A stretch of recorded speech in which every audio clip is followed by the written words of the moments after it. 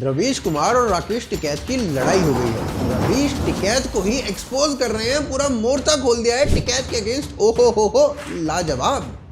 अच्छा, पुराना वीडियो है 2013 का, जब कांग्रेस के अगेंस्ट और हिंदुओं के लिए टिकैत बोल रहा था तब की।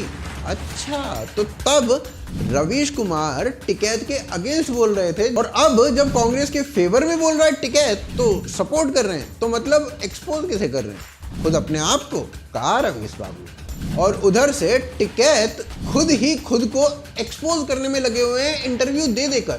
तो आइए बात करते हैं टिकैत के बारे में, रवीश के बारे में और इन दोनों की लड़ाई के बारे में, किसान महापंचायत के बारे में भी बात करेंगे। आप हमारे साथ बने रहिए, देखते रहिए आज की ताज़ा खबर।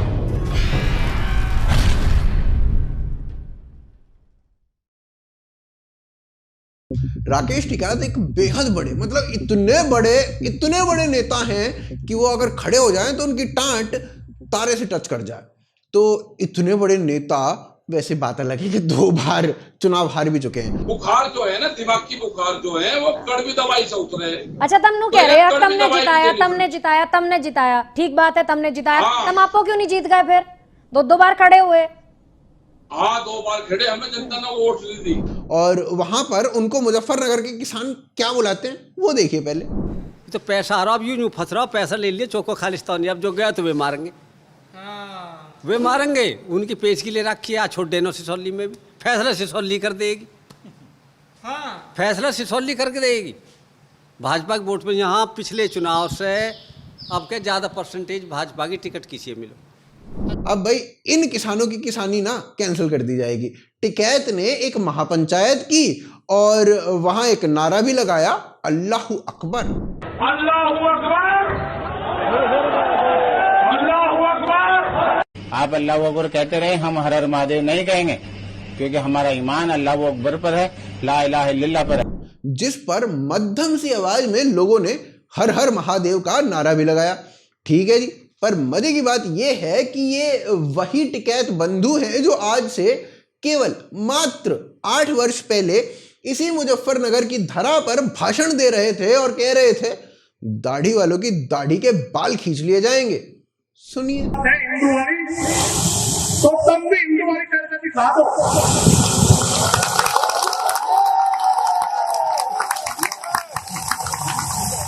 हमें कोई गम नहीं, हिंदुस्तान है।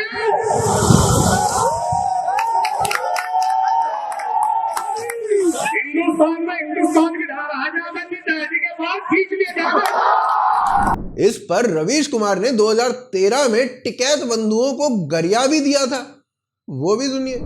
किसी भी हिंसा के कई कारण होते हैं और कई पक्ष होते हैं। ये महापंचायत की तस्वीर है, इसका वीडियो तो फेसबुक से भी खतरनाक लगता है। हम कई कारणों से इस वीडियो के कुछ अंशों का स्टिल ही दिखा रहे हैं। 7 सितंबर की इस महापंचायत में कई हजार लोग आए।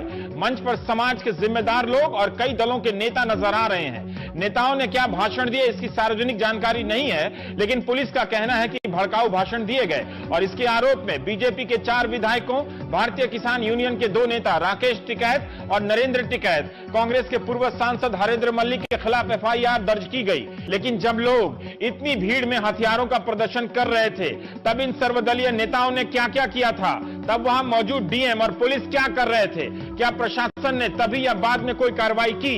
इन नेताओं ने ऐसी भीड़ में शिरकत क्यों की जहां पर लोग इतनी उत्तेजना और हिंसा के इरादे से हथियारों से आए थे? भारतीय किसान यूनियन के नेताओं की मौजूदगी भड़काऊ भाषण के प्रमाण से कुछ ज्यादा कहती है।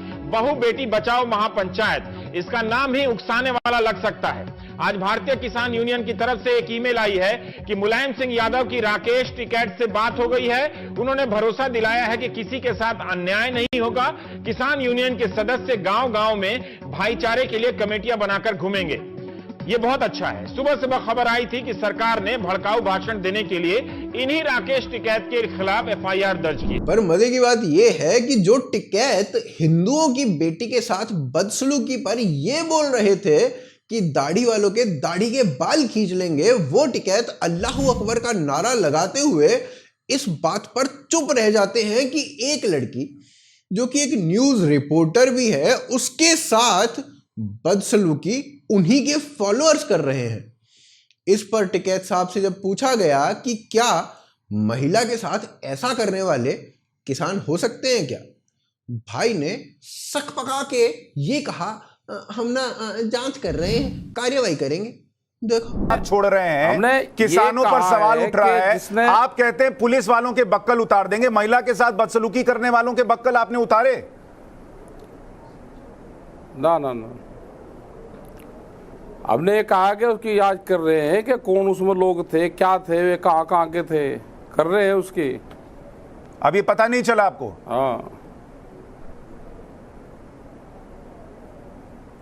चल जाएगा पता, सांस तो ले लेने दो। पता चलने के बाद उनके साथ क्या करेंगे राकेश टिकैत? घर तक सही सलामत चले जाए सब लोग, करेंगे बात, करेंगे क्या करा उनकी, क्या किसकी क्या गलती थी, करेंगे बात।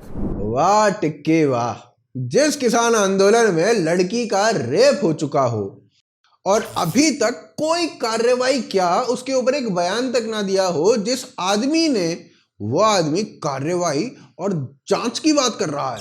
कमाल ही कर देते हैं कसम से कुछ लोग। और जिस टिकैत को रवीश तब गरिया रहा था, वो भी दंगे कराने के लिए, वो अब एकदम ना देव मानुस हो गया है और दो कम्युनिटीज को ना जोड़ रहा है। सुनो। टिकैत बंधुओं ने इतना तो कर ही दिया है कि इन इलाकों में धार्मिक नारों की आड़ में समा बांधने वाले नेताओं की मौजूदगी बहुत कम नजर आ रही है। किसान नेता साफ साफ कह रहे हैं कि दंगों में बीजेपी के कारण बंटवारा हुआ। किसान मुजफ्फरनगर नहीं जाते हैं तो उनकी ताकत का पता नहीं चलता है, और जाते हैं तो दंगों की बात होने लगती है। इस नैतिक संकट का समाधान किसानों ने खुद निकाला है। इस पर इसका प्रायश्चित कर सिर्फ टिकैत बंधु ही नहीं, हर नेता दंगों के खिलाफ मंच से भाषण दे रहा था।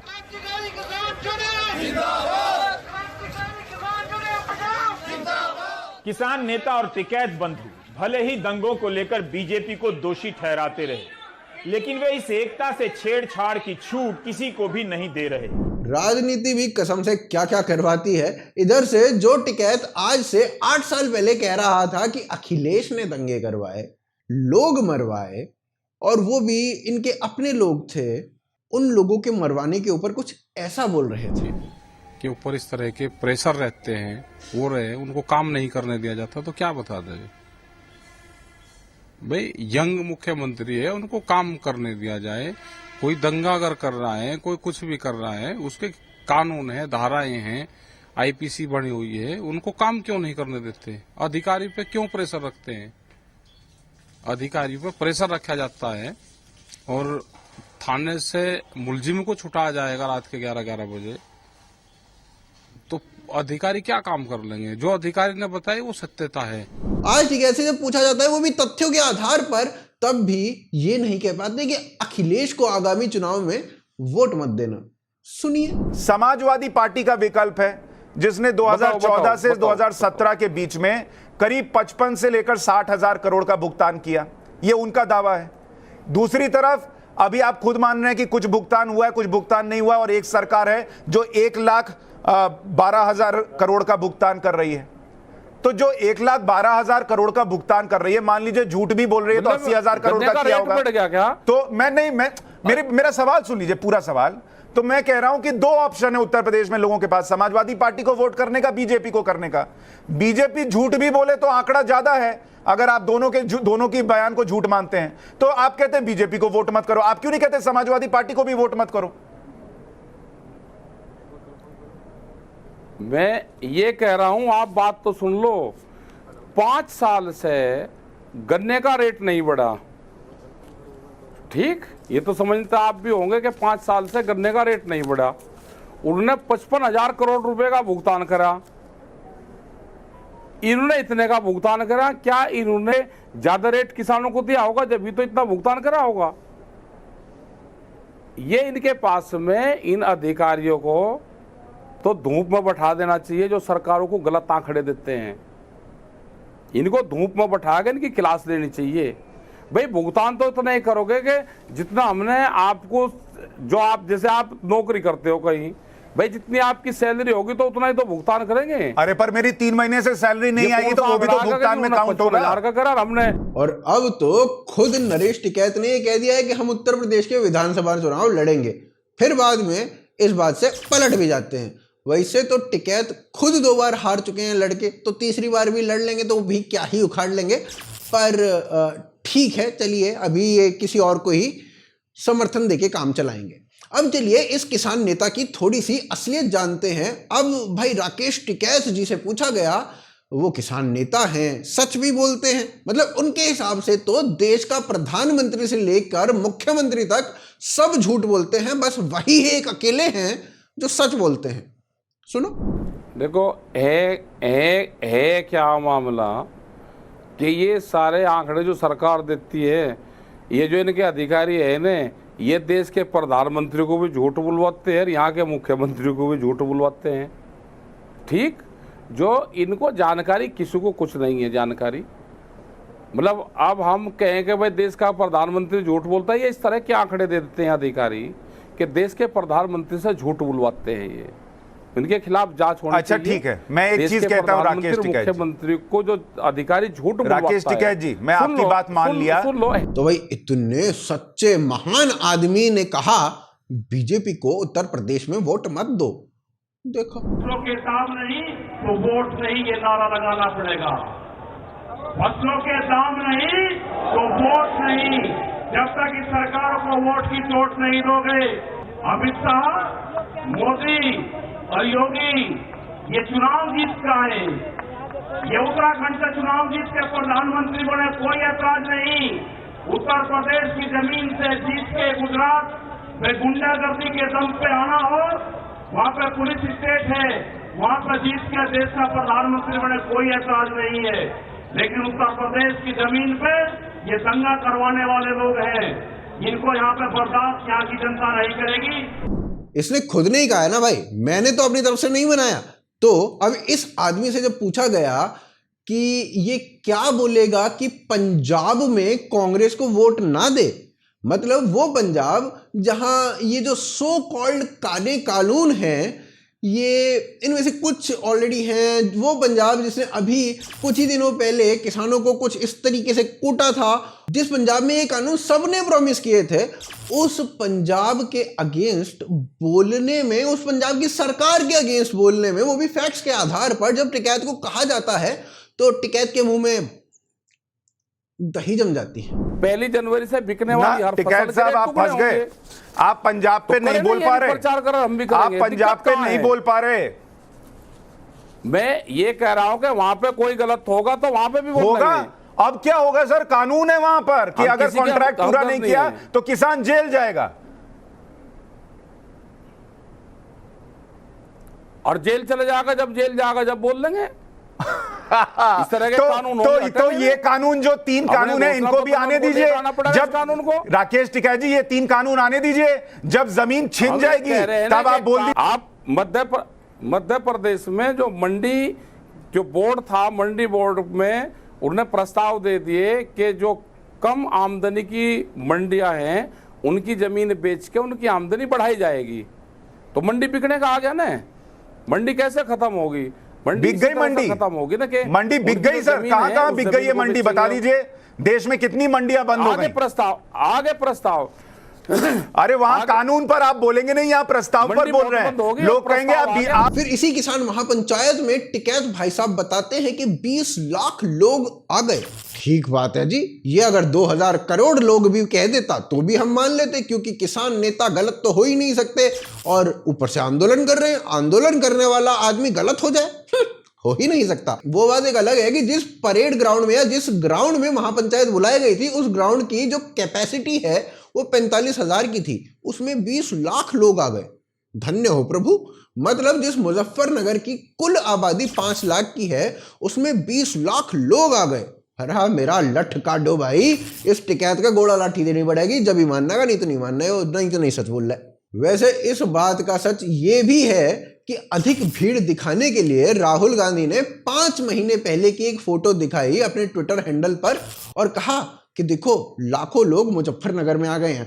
और असली बात यह है कि अगर लाखों लोग मुजफ्फरनगर में आ गए होते तो वहां पर पैर रखने की जगह नहीं मिलती। लेकिन तंबू बंबू, वो भी भाषण चलते वक्त तंबू बंबू के अंदर ही क्या हालात थे वो भी देखिए।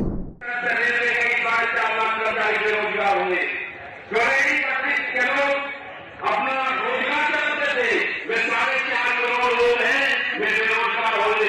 जो मीडिया कर्मी थोड़े समय पहले तक कोविड की दुहाई देकर कुंभ को कोस रहे थे, प्रधानमंत्री को कोस रहे थे, नहीं, ममता और राहुल को नहीं कोस रहे थे, केवल प्रधानमंत्री को कोस रहे थे कि रैली कर रहे हैं, भीड़ कर रहे हैं, वो लोग टिकैत की महापंचायत में भीड़ दिखाकर ये कह रहे थे, वाह क्या भीड़ है, मजा ही आ गया।